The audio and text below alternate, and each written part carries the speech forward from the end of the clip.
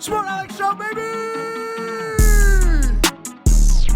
All right, ladies and gentlemen, joining us today is a very special guest. He hails from Maryland. He's been hooping since age 3, played high school basketball in one of the most competitive conferences in the country, got no D1 offers, but guess what? He kept grinding and walked on to the men's basketball roster at Howard University. Now, come on, that's big time. That's some legendary stuff right there.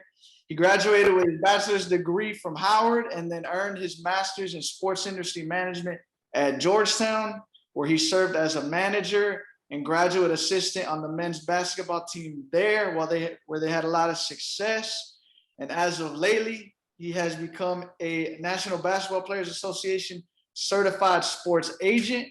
So the man's been on the rise, making big moves. So ladies and gentlemen, welcome the legend, Justin Cotten. What's up, my guy? Appreciate you coming What's up, bro? Appreciate the intro, bro. You know, it's really not that special. Really glad to be here, man. Let's chop it up. Let's do it, man. No, I love the humility, man. I try to take the same approach with my life, just in terms of taking that mantra of like, you know, we're not special per se. We're just, you know, hardworking people trying to do something we're passionate about and be disciplined and hardworking in it, man. So I respect the grind, and let's start it off. So how did you do it, bro? How did you become a sports agent, man? What's that process like? Man, so I'm just gonna take it back. Like you said, you hit the nail on the head, man. Just being passionate and dedicated. So originally, you know, been playing ball all my life. Definitely consider myself a hoop junkie. You know, chased my passion, walked onto the team at Howard University. And, you know, as a walk-on, I actually played behind, you know, you don't expect to get too many minutes as a walk-on. And on top of that, I played behind arguably the best player in the conference at the time. He ended up getting freshman of the year in the conference. His sophomore year, he ended up getting player of the year. So, you know, I contributed to the team, but I was like, man, I love sports. The NBA was kind of gone out the window. So I'm like, man, started diving into the business side and, you know, just start thinking of different options. And so my senior year at Howard, I decided to take an internship at a prominent sports agency here in Washington, D.C. And that's where I really fell in love with the lifestyle, man. But not just the lifestyle, but the type of work that comes along with being a sports agent. You know, a lot of people look at the glitz and the glam, but I saw how the agency that I work with, they were really good people and were really setting their clientele up to be well-rounded individuals even after sports. You know, so I like that, man. I'm all about, you know, giving back to the community, helping guys out. Personally, I wanted to be an agent as well, you know, just because coming up, man, in PG County, DMV area is so much talent. Like I had friends who had, you know, were very talented, had high major offers coming out, and, you know, oftentimes it didn't pan out because, you know, they didn't have the right guidance or things of that nature. And, you know, it's a terrible thing to see a God-given talent go to waste. Yeah. You know, yeah, man. It hurts to see, you know, talent and potential go to waste, you know, but it's a team effort in a lot of senses, because you got to have the right guidance, right mentorship for the athlete in place, man. And that kind of goes for a lot of things in life. But I was going to ask, bro, so what agency did you start out in, man? So I started off interning with it's an agency called the Sports and Entertainment Group. Okay. They're really prevalent in football, great people, you know, minority representation, all Black agency, really just set a standard for me. Like, yo, this is what I want to do. You know, I aspired, looked up to the head honchos over there and just like, man, you know, these are really role models. So started out there, man. And that really, you know, helped guide my next steps. So in undergrad, I was a sports medicine major. You know, I had a change of heart and decided to, you know, get my master's at Georgetown in sports management. And while there, I'm like, man, I got to do whatever it takes to get connected with the basketball team, you know, just because Patrick Ewing being the head coach. And then, you know, being from here, you know, Georgetown basketball is huge, bro. Like, yeah, that was my dream, you know, to play for Georgetown. How could I forgot, bro? Patrick Ewing was, yes, he's a coach, bro. Yeah, man. What's that like, man? Like working with the team under that era, because it had been like a number of years, right? Since Georgetown was on top of the Big East and made the tournament. Right. Like, I think it's been like what, like 14 years since y'all won the Big East, and like 5 or 6 Yeah. years since I made the tournament. So like, what's it like going on a run like that? And first and foremost, congrats on winning the Big East last year, bro. Like that's big time. That looks exciting. But what was it like being under like his tutelage, working with that, coaching staff and that team, and going on that run, bro? Because I'd imagine that's like an exciting time, bro. Like, what was that like? Bro. Man, it was amazing, bro. Like, coming from my first year, we had a lot of talent. Well, first of all, I just want to say Patrick Ewing, besides the superstardom and the pedestal everyone puts him on, he's probably one of the most humble guys I've ever met. You get around him and, he doesn't put himself above anybody. So I learned a lot from him and that staff on and off the court, just how to carry myself with humility. And then, he's a basketball genius too. So I was learning a lot from on the court, the ins and outs of the game as well. So, but yeah, man, I'm just totally grateful for the opportunity. It was a great experience. Being honest with you, being on Howard University's team and then going to Georgetown, it was like night and day in a sense. And the fact that, like, with the amenities that we were getting, like from travel to everything, like it's just totally different worlds from high major to, MEAC ball. So, that's no slight on the MEAC, but it just is what it is. Yeah, no, totally understand that. Yeah. But yeah, bro. I mean, it was just what made the tournament round so great, bro, is because coming into the season, we were actually ranked dead last in the conference. Really? Yeah, preseason rankings. Like we lost about 4 guys to the transfer portal the year before. A couple dudes graduated. So we had about, I'd say 8 to 9 new faces coming into the team. Only had about 4 or 5 returning guys. And, so with that, it was just, they counted us out from the jump, man. And I remember y'all were ranked dead last at the season start in the conference. Yeah, dead last, bro. And so did that kind of like light a fire under y'all, kind of inspire y'all like to adopt like that underdog mentality and really grind and prove everyone wrong? For sure. I remember day one, man, Coach Pat, our motto from day one was started from the bottom. The Drake song. Yeah, man. We started from the bottom. Y'all were live. Y'all started to climb the rankings. That's a beautiful story, bro. Yeah, man. So, we start legit. We took that, ran with it, had a chip on our shoulder. And, it took a little while to gel throughout the year. We ended up, it was crazy. We ended about a couple games under 500 regular season. But the losses that we had, it was close games. Like it wasn't like we were getting blown out or anything. Like they were definitely winnable games, but you could just tell that lack of being together for a long period of time was the reason why we weren't getting over that hump. So you're saying like just the kind of like the new, because you said what it was like 8 or 9 new guys coming in and only 4 or 5 like upperclassmen or vets returning. So like you say like it was in a sense the lack of experience and a little bit of the teammate chemistry early on. Exactly. Okay. Exactly. So yeah, make sure those 2 things. But like I said, we had talent. It was just all about putting it together. And yeah, man. So we hit into the Big East tournament, and it's like everything just clicked at once, bro. Like it was crazy, man. And I know we went into the first game. We played Marquette, won by about 20, and blew them out. And I feel like that really gave us that confidence. Like, yo, we're here. We can really do this. Next game we played Villanova, and they were ranked at the time.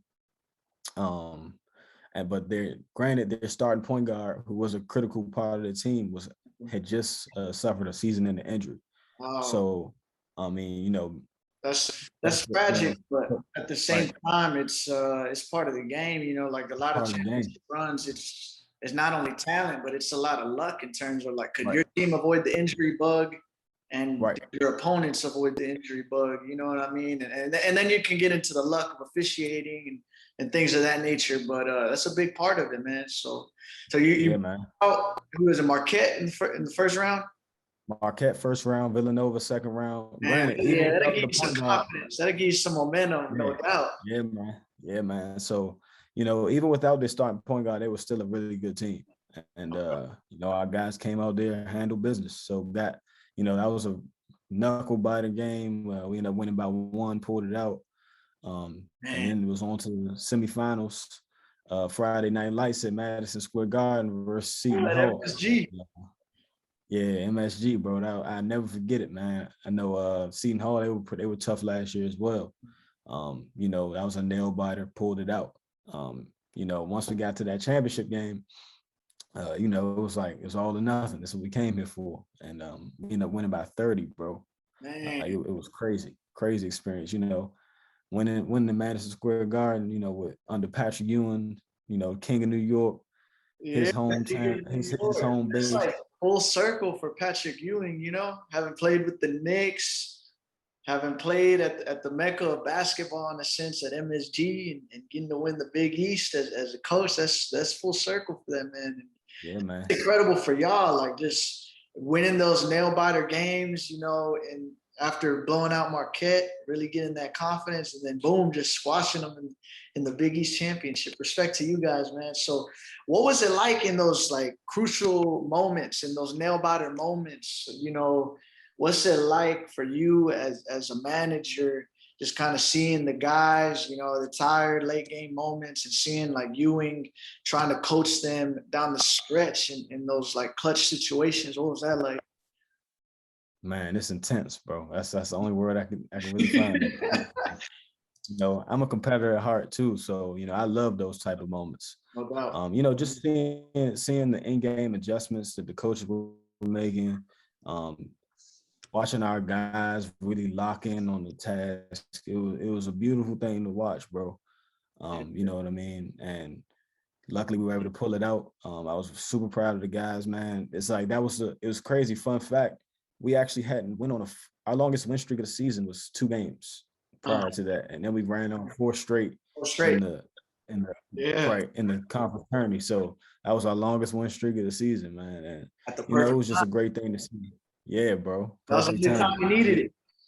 Yeah, man. Man.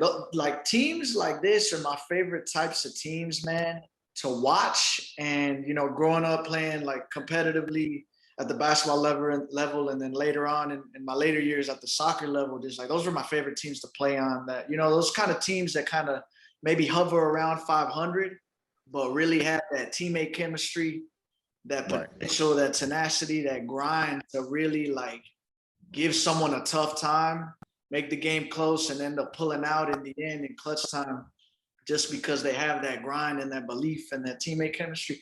Those have been my favorite teams to play on. And those are my favorite teams to watch, man. So that's a beautiful like underdog Cinderella story for you guys to go and come in the clutch time and win it, man. So big congrats there. What's it like when the confetti's falling down, man, and y'all like, you know, man, the boys celebrating? Yo, those champagne showers, bro, best type. Yo, you know, the confetti showers, champagne, bro, it was just a moment of pure joy, man. You know, we put in all that work throughout the season. It makes all those late nights, early mornings, those extra, you know, sessions in the gym, extra workouts. It just makes it feel all worth it, man. And, you know, it's just like a time you can just let it out and just breathe, man. Like just, you know, enjoy the moment. So definitely something I'll never forget. That's beautiful, man, to carry that memory with you moving forward on with your career. So as a manager, what really are your primary tasks in terms of like working with the team, like throughout the course of the season? You know what I mean?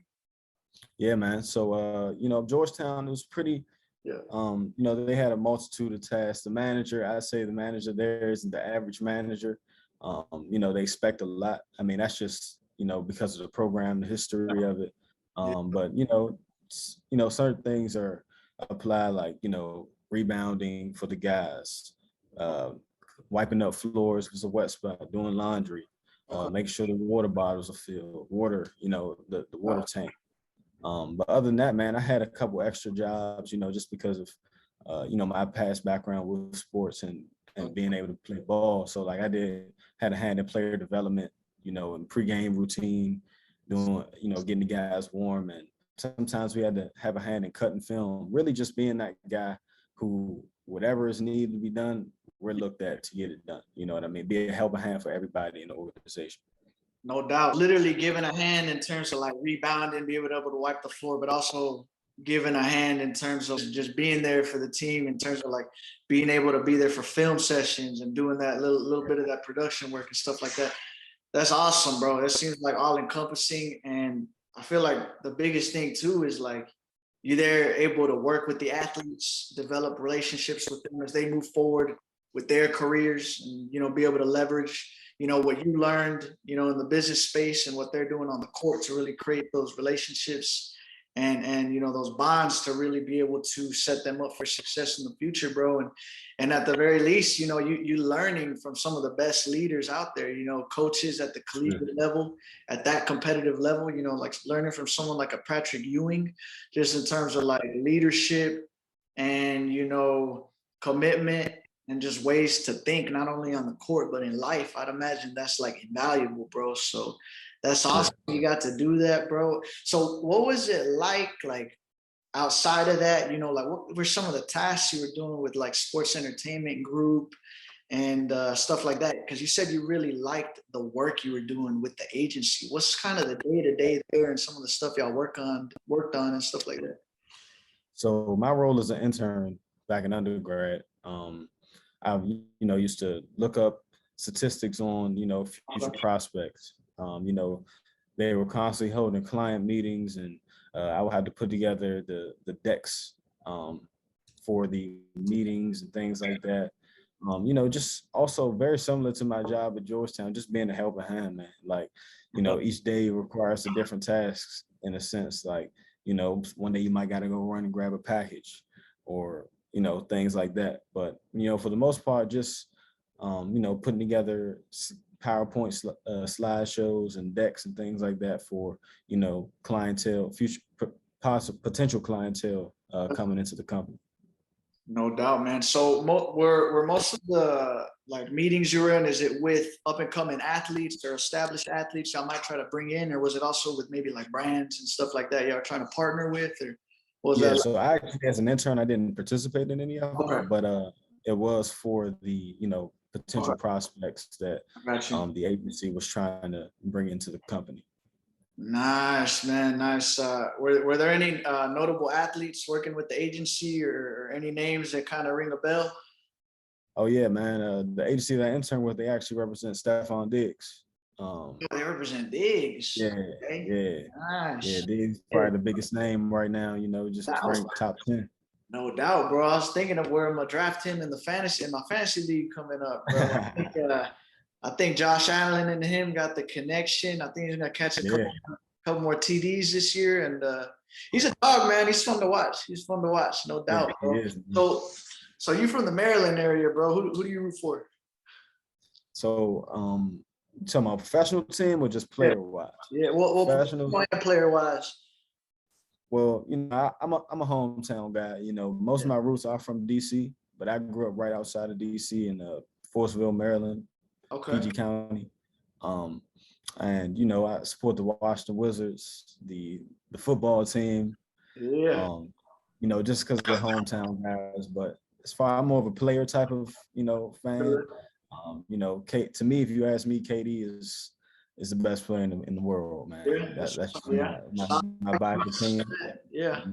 PG County guy. Yeah. So yeah, man, those are probably my go-tos.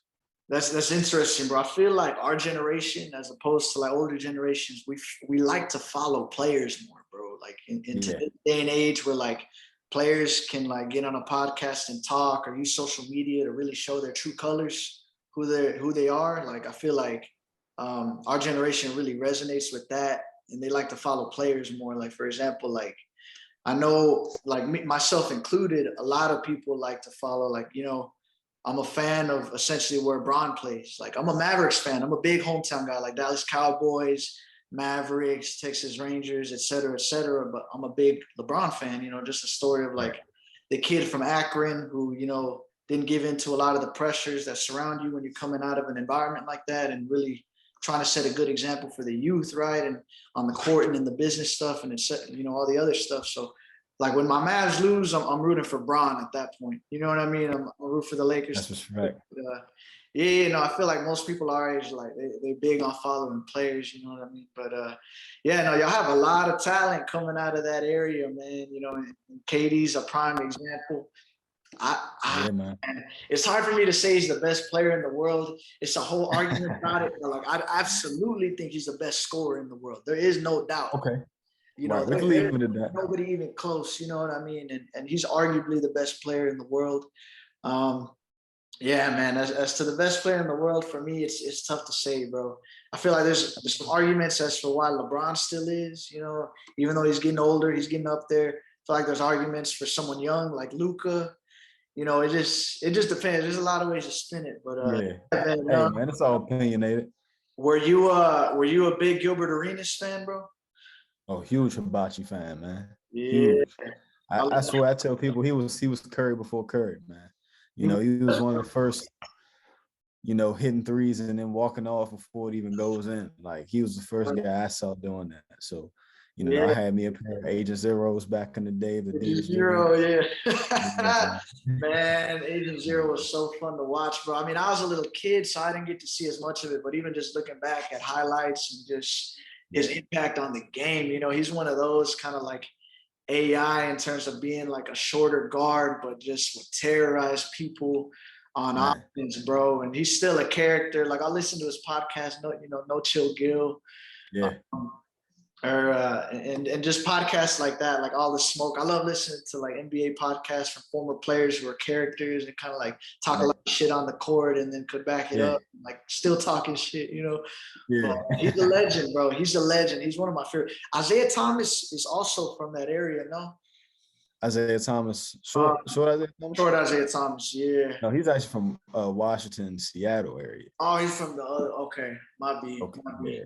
Either way, there's a lot of talent, bro, from where you're from. Yeah. It's and like there's so many examples in the NBA, but that's what's up, bro. That's what's up. Washington football team. I'm a Cowboys fan, so I hope we beat y'all up. Twice a year. But hey, y'all got some good ones, man. Y'all's young running back, he's cold, and then Chase Young on the defensive side, he's a monster, man. PG County guy right there too, man. Yeah, he's a beast. He's a beast. Yeah. But yeah, dude, who you should connect with? Zuri, bro. Zuri Godfrey. He recently graduated from Howard. He just interned with ESPN and killed it. He actually played football at Howard. So he's a former student athlete from Howard, like yourself. So yeah, man, you should talk with him, bro. I'll set that up for y'all. But yeah, dude. So you really liked working at Sports Entertainment Group, and then you basically after that you're like, I want to get into the agent side of things. So what's that process like, bro? Because I feel like most people I've talked to that are agents, they usually went to law school or came from some other background, maybe working at like creative artist agency, for example, and paying their dues in the mailroom there, and then working as an assistant, and then getting, the chance to become an agent. But how did you do it so quickly in your career, bro, without really going to law school or taking that long-term route? How did you become a certified agent so quick, man? Yeah, man. So, man, essentially, I just, put the work in, study for the exam. Of course, it's an application process you have to go through, pass a background check. And yeah, bro, I put the work in, did the exam, passed. It's really that simple.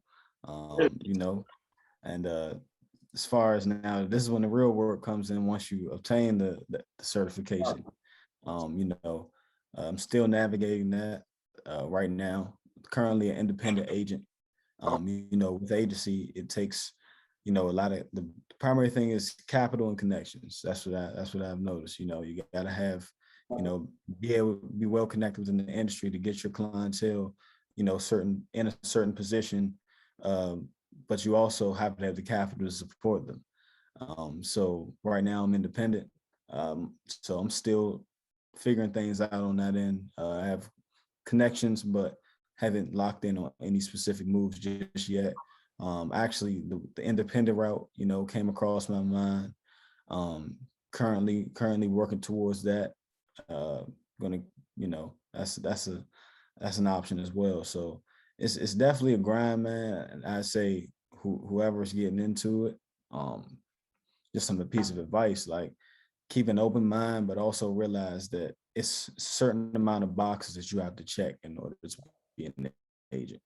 No, And if you can't, like, if you don't have direct connections with athletes, if you don't have a direct connection with an agency, if you don't have direct connections with, different sponsors, media outlets, things like that, then in all honesty, you should probably look at another route. So it's definitely a stay down business. Everybody starts somewhere, but yeah, man, you just gotta be built for it.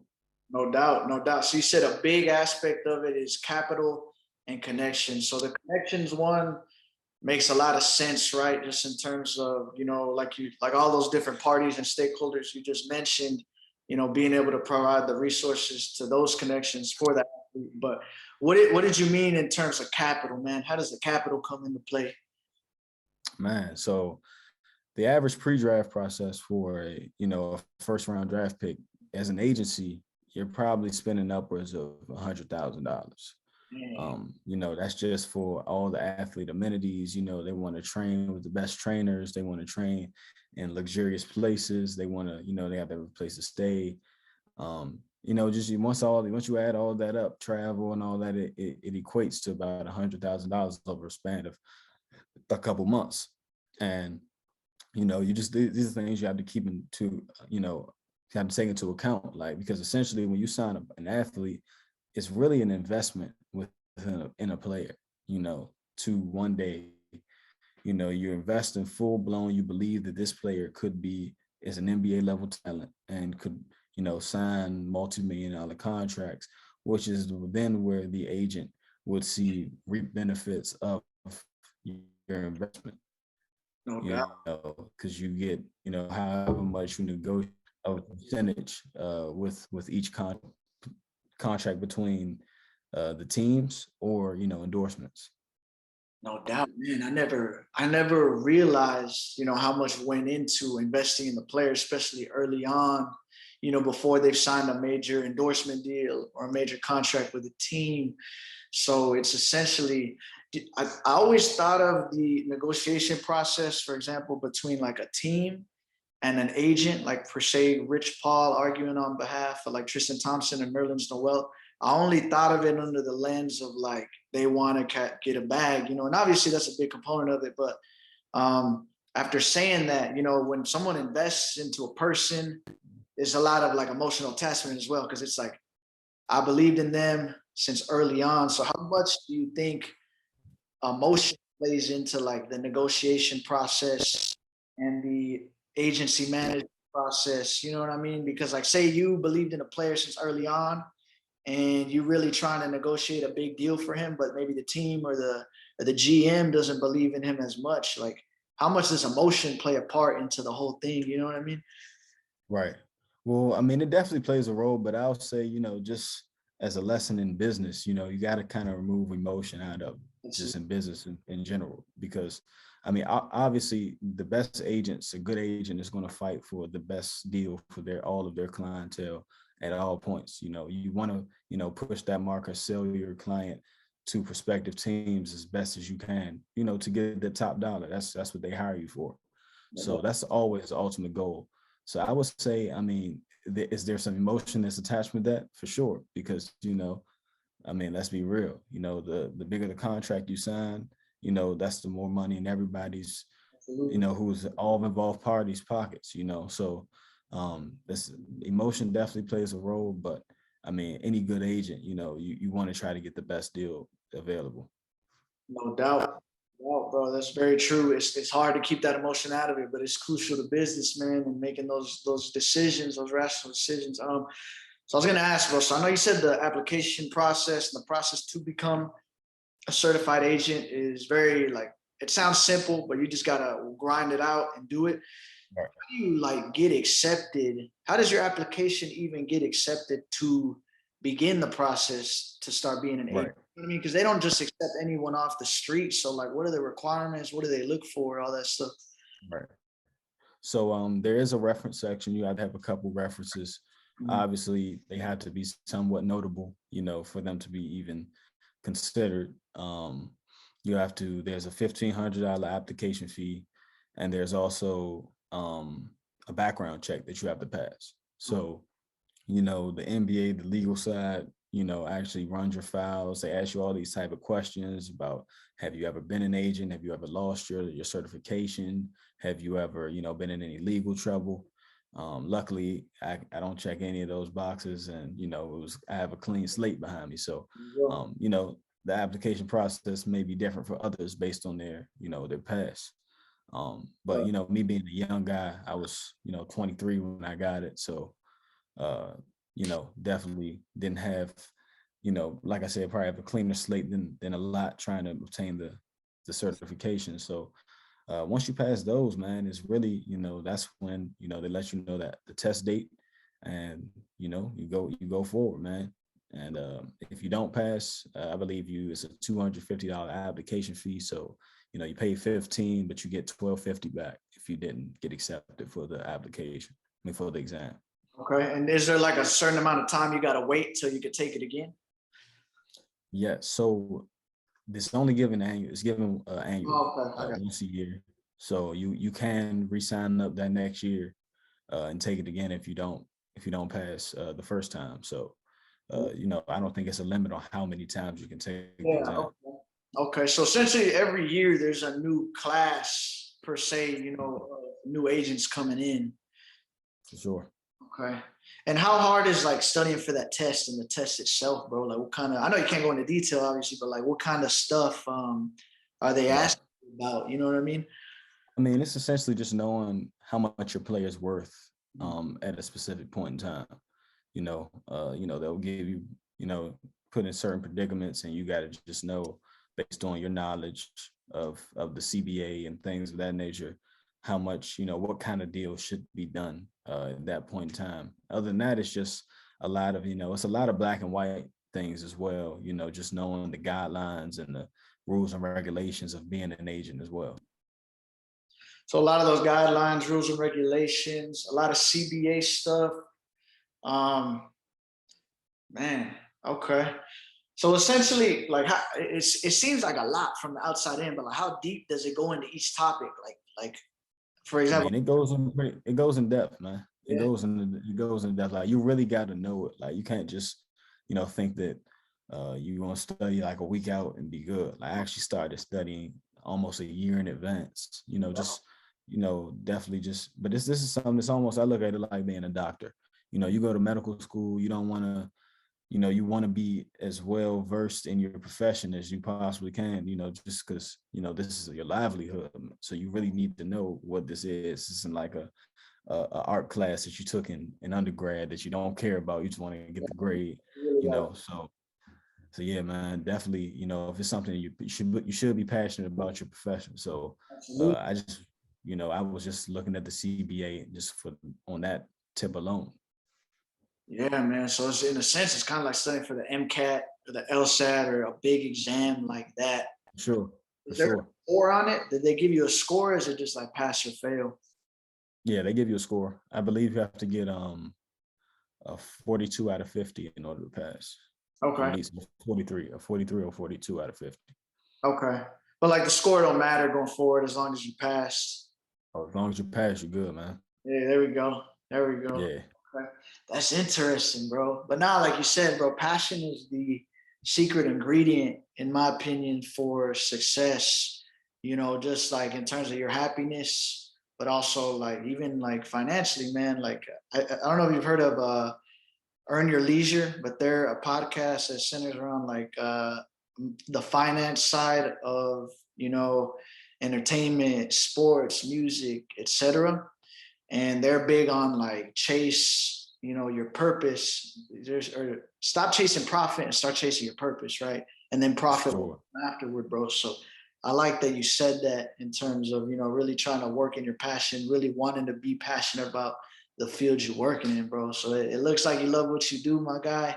I know you're gonna have big success in it, man, and it's only the beginning, my guy. So essentially, are there any like agents that you look up to, like in terms of like maybe like a Rich Kleiman who really, you know, he helps KD with not only the basketball side of things but the business side of things, or like a Rich Paul, or like, any of the other more traditional agents like a Leon Rose or something like that? Do you look up to any of those guys and kind of keep a pulse on what's going on in that world?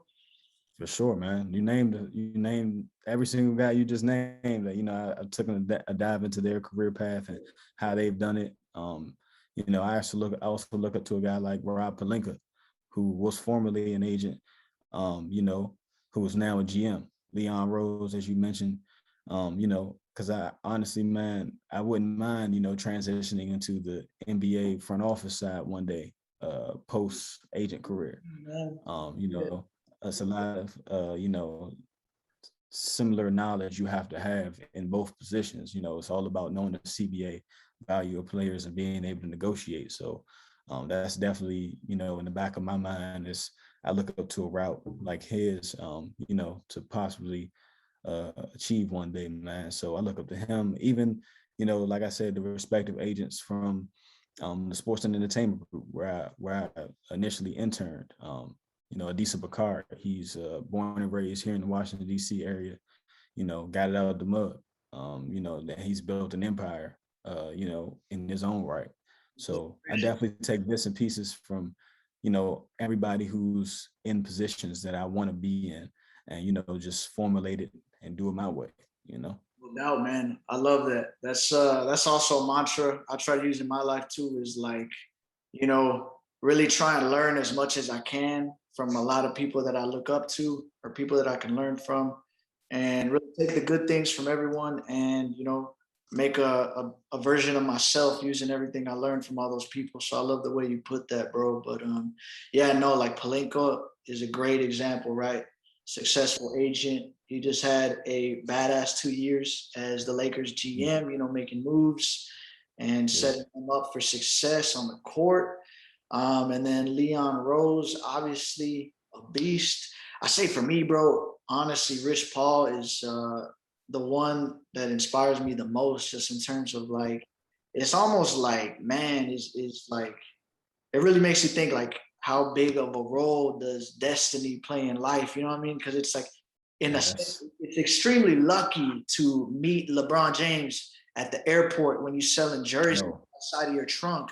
And then from yo, there, you become arguably the most influential agent, the most influential man behind the scenes within the NBA, within the basketball world, right? And you started off from selling jerseys out of your trunk, and LeBron happened to like one of the jerseys and bought yeah, it. man. And he didn't go to college. He doesn't have a master's degree, let alone a bachelor's degree. Yet this man is making it happen and started Clutch Sports. So to me, it's just crazy, and Yeah, it's inspiring, and it's kind of like changing the game, yeah, of what you could do coming from different backgrounds. Like, you don't have to go the sure. traditional route anymore.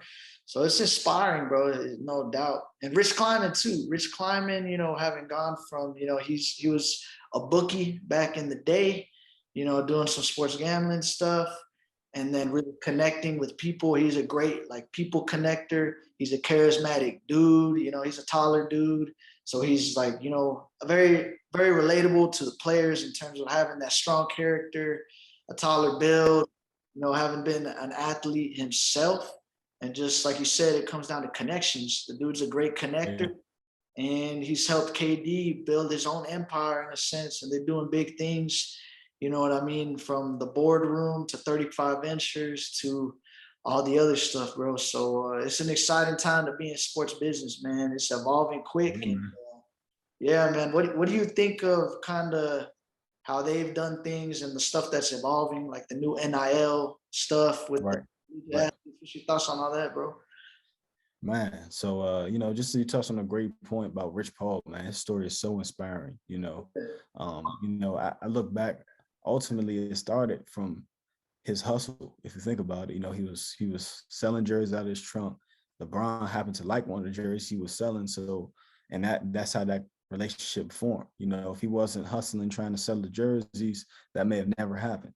And just to that point, man, I just think as a guy with two degrees, like I honestly don't think that going to school is everything. Like some of the smartest people in this world are didn't go to college. I was lucky and blessed with the opportunity, but I don't think that, you know, that defines your intelligence at all by any means. You know, in 2021, like in this day and age, like we have so much knowledge that's just, you know, accessible in our fingertips, just with the internet, Google, things like that. So, you know, it's so key just to educate yourself, even if it's not in a college classroom, even if it's not, you know, that's not the only way you can be educated.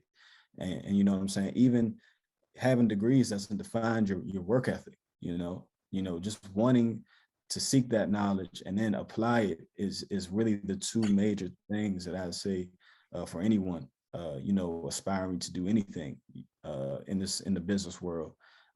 So, you know, he's a great example of how he just made it happen. I'm pretty sure LeBron saw those characteristics in him too, because LeBron's a smart guy as well.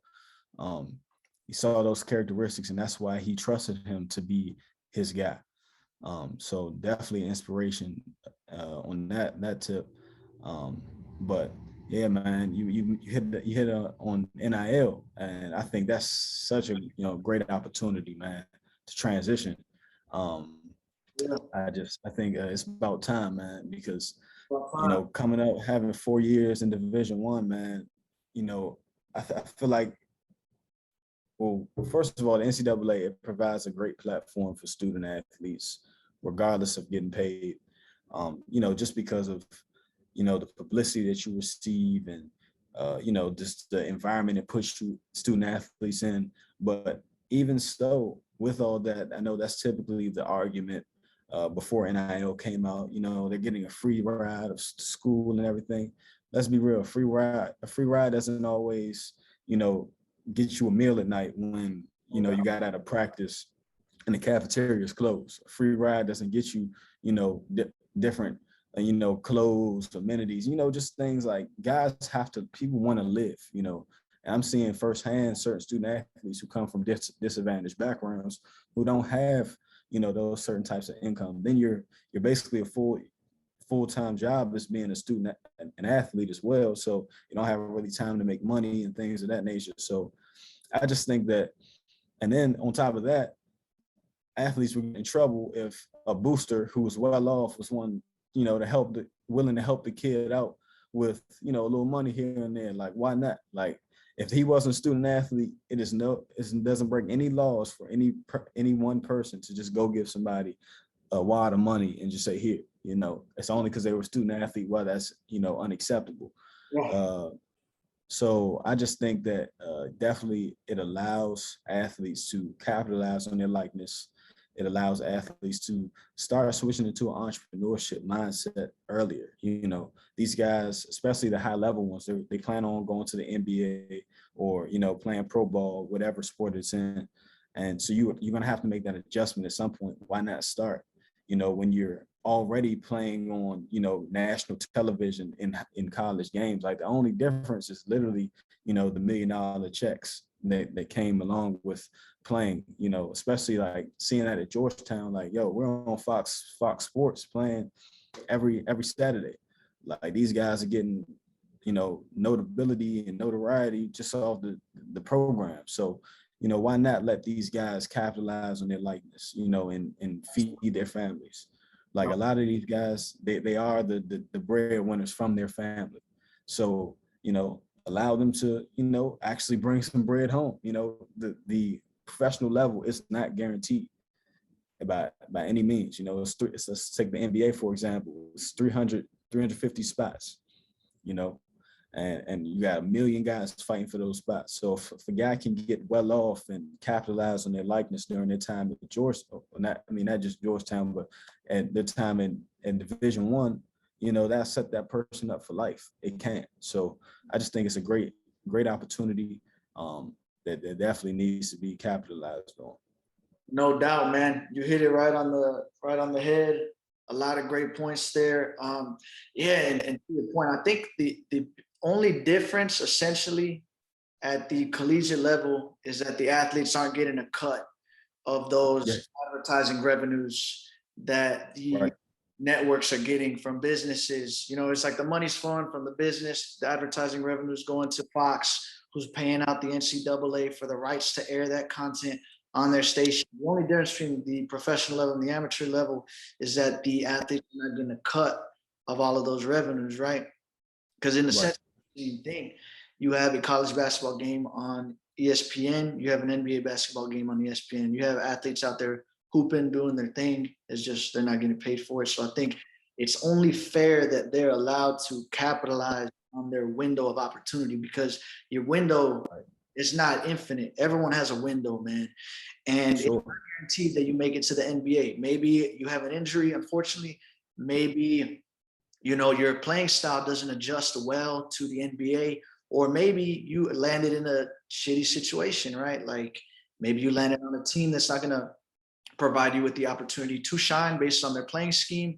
Maybe you landed Hmm. a competitive roster and all of a sudden you've been cut, and you Right. lose your window of opportunity. A lot of luck is involved. Obviously, it's grind, hard work, dedication, but there's a lot of situational things that go down. So my thing is like, if a player is really big in college, right, within their market, like say someone's at Chapel Hill at UNC and they're balling out, right, they should be able to capitalize on it right then and there, because they don't know when their moment is over.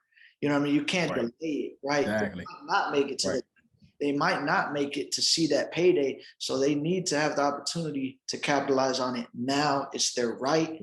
And like it brings the question, like how much money would Reggie Bush have made, JJ Redick would have made, had these rules been Right. in place back in the day? And all of Man. these other athletes, man. I mean, there's a lot of Yeah, athletes man. out there that maybe they're not even shining as much on the court, but they're a personality, right? Like maybe Right. they have interviews, they're doing a lot of things on SEC network or ACC network, or just on their own personal platforms that do a lot of numbers. They should be Right. able to capitalize on it, man. It's only fair because, Sure. like you said, at times you're going home at night and you don't have a good meal in place. And that's just ridiculous because you're on a national spotlight and you're a big asset for a university and for a huge Right. corp in the NCAA, man. So I totally agree. And I think the news is moving in the right direction, bro. For sure, man. You mentioned guys like Reggie Bush and JJ Redick, who at least went on to make millions of dollars in their pro careers.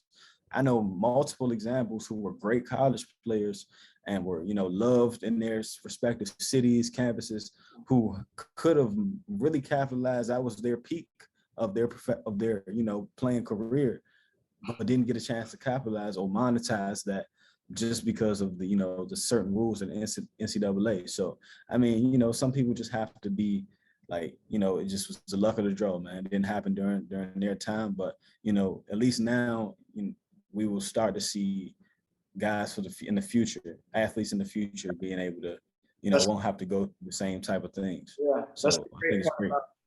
that's the great part about it, is that things are moving in the right direction. It's just I do empathize, I do feel bad for the athletes of the past who For maybe sure. and maybe feel like they got cheated out of their opportunity. But Mm-hmm. at least going forward, generations are going to have to experience that level of exploitation per se. But it's interesting, man. It's interesting. Yeah, man. Going back to the points you made about college, bro. I couldn't agree more, bro. In terms of just like you gotta seek and apply knowledge, man. Like those are the keys to opening up, honestly, not only business, but I think just the world. I always tell people, man, like, I just graduated in May, and I'm like, they're like, how do you feel? And I feel like, yeah, it was great. But at the end of the day, like you said, there's so much knowledge out there in today's world. It's very democratized with the internet. You can go out and learn things on your own. You don't need a college degree per se. And some of the smartest people in the world don't have a college degree, bro. And I have a big problem with like people who act pretentious because they went to college or because they have a degree. Right. Yeah, They man. arrogant in a sense that like, oh, I'm better than someone, I'm smarter than someone, I worked harder than someone. That's not the case. Maybe Not at all. A lot of it is opportunity, man. yeah, exactly. They might have not had that opportunity. Maybe Right. there's some going on at home where they had to stay back and provide, Sure. or maybe they had the potential, but maybe they went through something traumatizing that didn't gear them up to have the right, mindset or ambitions to achieve what they could have achieved. You know what I mean? And Sure. have you seen Good Will Hunting, bro? It's a movie I with haven't. Matt Damon and Ben Affleck. I recommend it, bro. But essentially, it's this guy. He's a janitor, and he is a genius, bro. He's a genius. And then one of the professors realizes like that on the board, all these problems he's been putting up for people to try and figure out, it's been the janitor that's been figuring them out. It's like, man, this guy is a genius. He just had a really rough childhood, a rough background, and that's why he never went to college and things of that nature. So I feel like that movie is a good example of this in terms of like, you never know who just didn't have the opportunity. You never know who just didn't have the right resources to really get it done. So you shouldn't ever think, oh, I'm smarter than someone. Oh, I'm better than someone just because I got the degree. I mean, look at like Rich Paul. Look at, you could talk about sports business, Rich Paul. You could talk about Maverick Carter, or you could even in the outside of that in the business realm, you know, like a Michael Dell or a Bill Gates or any of these big time entrepreneurs. You know what I mean? So yeah, like Diddy. You know, I look at Diddy as well. yeah, He went to Howard for a semester, dropped out, and you know, bet on himself and chased the dream. yeah. You know, I didn't know Diddy had actually gone to Howard, bro. That's what's yeah, up. man. That's crazy, Yeah, man. It's a lot of tradition, man. A lot of tradition at Howard. A lot of big names that came out of there, man. That's what's up, bro. Have you ever heard Jay-Z's analogy, like crabs in a bucket?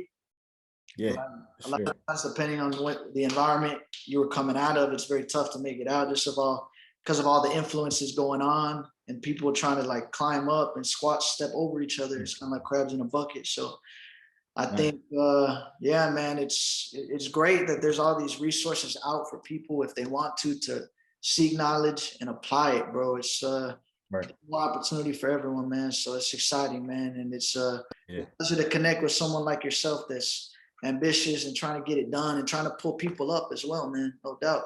Yes, sir, for sure, man. You mentioned that crabs in the bucket, man. I swear that's one of my goals in life, to try to break that stigma.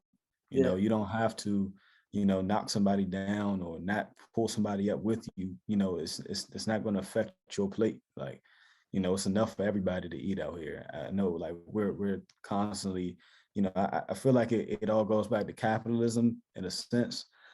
But you know, we're just constantly thinking like, oh, if I help this person, they might overcome what I've done, or you know, I want to, you know, knock somebody down to get to a certain level. You know, and that's just not how to go, man. That's not the way to go about it. If you put in the work, do the due diligence, and just be a good person, man, I feel like that gets you, you know, even further in life. So, but yeah, man, definitely appreciate you bringing me on, man. Definitely some good conversation. Sure. No doubt. Yeah, man. I think it's crazy. It's crazy, bro. A lot of people think that you got to step over people to make your way up. And if you're a nice person, if you're an authentic, genuine person, and be nice to someone, that they're going to take advantage. I get it. For a lot of people coming from certain backgrounds that are tough, you kind of grow up thinking that way. You kind of have to watch your six, watch your back, because people do that to you. You know, it's kind of a survival game. But you know, I think in some, like as you get older, as you get within the, you know, business world, I think being authentic and being a nice person goes a long way, bro, because good karma comes back around. And it's a great point you make, bro. It's a great point. Life isn't a zero sum game. You know what I mean? People think it's a zero sum. They think I gotta take from someone else so that I can shine. I gotta step on someone else so that I can shine. When in reality, especially within friend groups, like it really rubs me the wrong way when certain friends, like I see a friend group and someone's succeeding and other people are jealous of them, right? But it's like they're thinking of it wrong, because it's not a zero sum game. The more success your friend has, it's better for you. Exactly. Your network, you're rising together, right? Show me your friends, I'll show you your future. You know, in aggregate and sum, y'all are rising together. So it's like life ain't a zero sum game. You got to help people rise up. You got to hope the best for people, even if it's better than you, because that's just part of being a good person, man. And that's just part of it'll come back to you, man. It'll always come back to you. It'll always come back. Be a good person. Man, and it goes back to your other point, man. You said the perfect word, destiny. You know what I'm saying? What's meant to be for you will be. Yeah. So, you know, you don't have to knock somebody else down, because you know, at the end of the day, like you said, man, you might go to the airport and meet your next opportunity right there at any given moment. So it's just all about, you know, working hard, being humble, trusting the grind, trusting the process, man. You're gonna be where you ultimately need to be. Just being a good person, man. Like you said, that can get you much further in life, than a lot of other things. So, yeah, bro, you hit the nail right on the head, man. Yeah, it's a small world, bro. It keeps getting smaller, as everything goes more digital. Like if Yeah, you act like a dick, if you try to step over other people to reach success, it'll come back for you. Your for reputation sure. for yourself, you know what I mean? So you got to protect it and you got to be a good person. But yeah, man, I know we've been going for a minute, so I wanted to ask you, bro, before we wrap. So I got the chance to speak to Adam Silver very briefly, man, and just ask Okay. him a question, right? Like it was like this online like sports conference, and like I didn't think Right. they were gonna call on me, and they ended up calling on me, and I'm like, damn, I didn't even prepare a question, so I was kind of rattled, and I Yeah. asking him something, but he seems like a very cool dude, a very forward thinking dude. So like, what was it like working the summer league, and what was it like meeting him when you were at the summer league, bro? Man, so actually, the story behind that picture is I actually got a very brief moment to talk to him, just like you. Me and my guy, who's also an agent, we were out there. Went to Howard together, studied for the exam. That's my guy. And we saw him walking past a couple times. I'm like second row, almost courtside, and I'm like, yo, I gotta say something to Adam Silver. So my guy's like, we saw him walking past one more time, and my guy just got up, ran down to him. Hey man, how you doing? Introduced himself, gave him his spiel. They talked for about 5 minutes. He asked for a picture, took a picture. Then as he's about to walk off, I'm like, hey, Mr. Silver, can I get a quick second? Kind of gave him a quick elevator pitch, gave him my background, talking about my time at Georgetown and things like that. And he's very, like you said, you described him perfectly. Great guy. The fact that the commissioner of the NBA would stop to talk to two young brothers for 10 minutes out of his day. He was moving. That just speaks a lot to his character, man. He's a great guy. Valuable to someone busy like that, you know what I mean? So Yeah, he's busy, man. So, the fact that he, like I said, took some time to speak with us, meant the world to young brothers like us who aspiring to be, in a position like him one day. So definitely appreciate that on his end. And but nah, man, it was definitely it was a surreal moment, man. I'm like, yo, I'm actually here talking to the NBA commissioner. So took a picture with me, and definitely a moment I won't forget either. what did I talk about? Like what did he say? What So yeah, man, I really just gave him a quick background, like just got my agent certification. He asked me if I had any clients, and like I got a couple of prospective ones, but nothing set in stone. He just gave me a quick motivation, like keep going, keep working hard, and that was pretty much it, man. He just said he was congratulated me for my accomplishments, let him know that I worked under Coach Ewing staff for the last 2 years, and I actually wore my championship ring out there, man. So you got a chance to see it, yeah. put some proof behind it, and yeah, man. So he was willing to take a picture, and I was just grateful for 5 minutes, 5-10 minutes of his time. No doubt, man. Hey, that's awesome, bro. That's awesome. You got the championship ring on you right now? It's actually all the way upstairs, bro. I could run up there and grab it, but it might take a little minute. I won't make you do that, bro. But you have to show it to me another time. I'm sure Got you, bro. you got that right. Got you. That's Yes, awesome. sir. Yeah, I guess while we wrap, bro, just a couple quick questions, and you could just answer it like in a short way. Most biggest takeaway from learning under Patrick Ewing during your time at Georgetown? That's a tough. I took a lot of things, man. I was a sponge. It's a But tough. definitely, I'd say keep the same energy every day. Keep your composure. Stay solid to your core foundation, who you are. No matter the circumstance. Like one thing about Coach Ewing, I say that he was steady, no matter whether it was the fourth quarter, of the Big East championship game, or whether it was first quarter in the fifth season of the out of conference game versus a lower ranked opponent. He kept the same energy, kept his composure at all times. So I definitely say that, man. That was definitely the most impressive things. Just that, and just being humble and humility, man. I'm like, if Patrick Ewing can be, this humble guy that's accomplished so much of it in his life, can be so humble and, find time to speak to everyone in the building, whether it's the janitor or the president of the university, he treats everybody with the same respect. So, that's probably the biggest thing I took away. Yeah, no, that's beautiful, man. Just the ability to show respect to anyone, like as a human being, everybody's got value. You know what I mean? Whether you're Yeah, the man. CEO or the janitor, everyone's working their best. Has a job to do. So that respect is huge, and like it makes you really think. Like, man, if someone as big as Patrick Ewing can operate with that level of humility, then like I got to. You know what I mean? Because Yeah, there's no way I can't. All right. that's another big point too in terms of staying steady, right? Like don't let your highs get too high, your lows get too low. Stay on that even keel, have that good internal control, so you don't let the external world, the external factors throw you off. You know what I mean? So Sure. that's awesome, bro. That's awesome. You got to learn under him.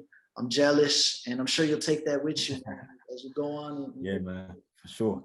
What's your most memorable moment playing for Howard? What's your best play of your career, bro? Of your collegiate career?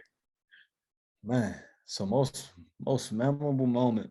Um, I'll start with that. So we were playing Norfolk State, and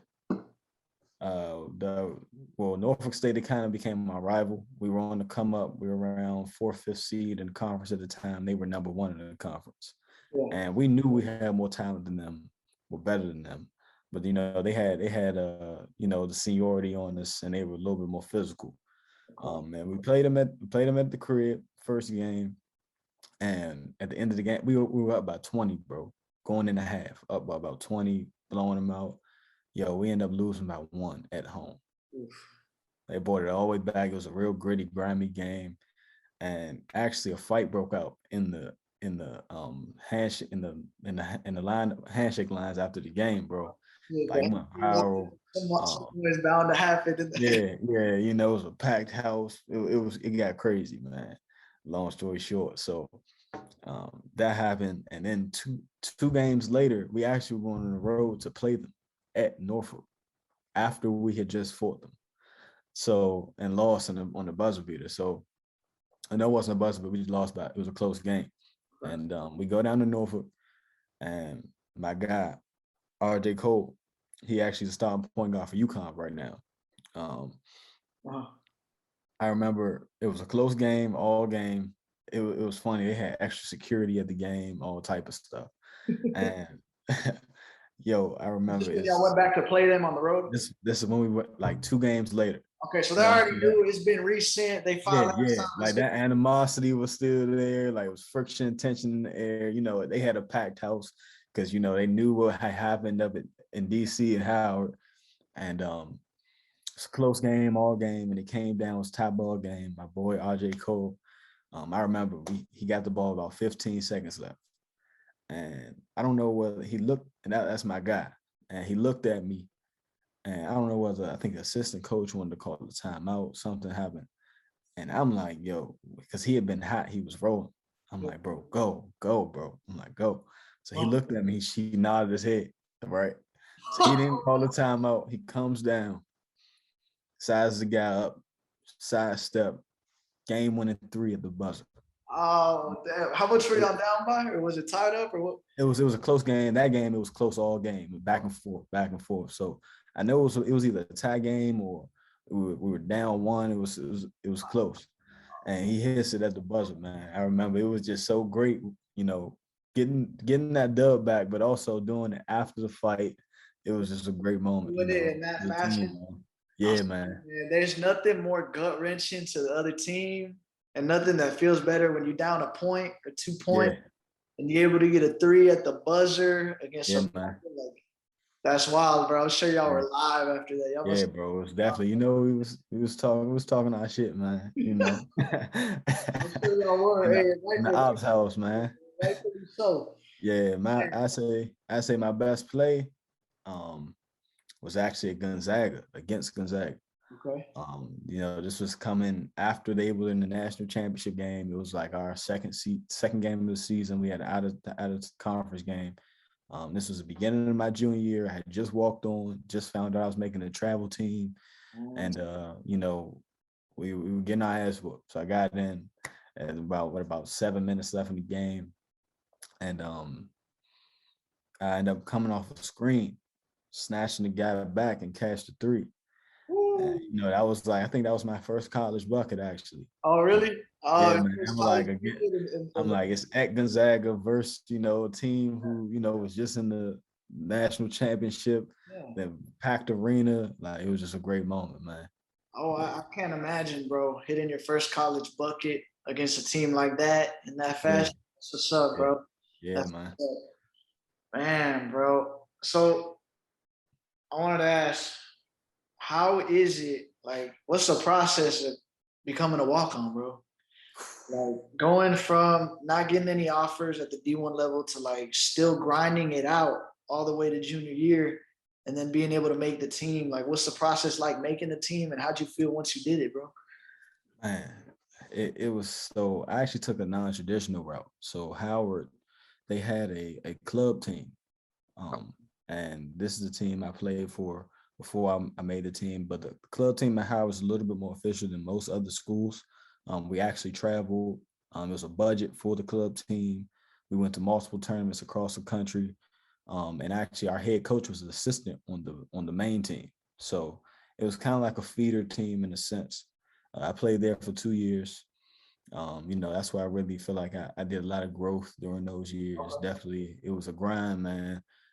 You know, our coach, he was Coach Vic. Shout out Coach Vic if you ever see this, man. Coach Vic, he worked our ass off. Really made us like it really came to the point like, do you really want this? You know, 5 a.m. workouts. Like I remember our first month, we didn't even touch a ball, straight conditioning. And, you know, so grinded that out. That definitely instilled like a different level of, you know, want in me. And you know, grinded out for 2 years on the club level. And then, man, going into my junior year. So the problem was really why I didn't walk on before. No doubt. The best player, well, arguably the best player in the conference and the best player in the team at the time was the point guard, like myself, and he led the nation in scoring. Mm. Um, over Buddy Hield that year when he was going crazy.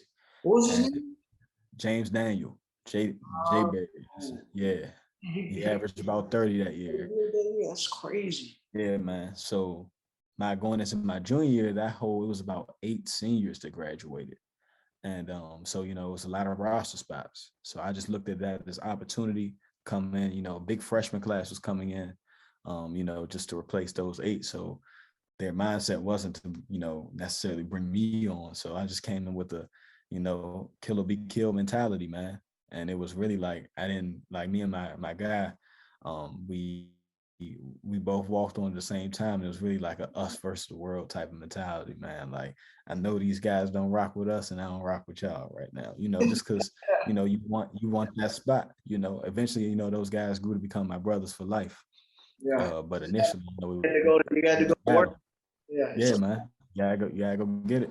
Gotta go. So definitely, man. It's definitely a different type of process. You gotta be built for it. Like No doubt. it's no easy feat. So but after I made it, it was definitely a sigh of relief in the sense like, man, I really put my head down and accomplished something I really wanted. So, you know, that alone, even though the playing time didn't, you know, pan out like I expected, you know, just accomplishing that. And I feel like that's what made me grateful just to be a division one, considered a division one athlete. Like I had a mentor actually at Howard that just told me like, yo, it's just a level of, you know, a statue that it puts you on just being a division one athlete, like jobs look at athletes to hire, you know, just because of, you know, time management, work ethic, things of that nature. So I just started appreciating the position more rather than focusing on playing time and things like that.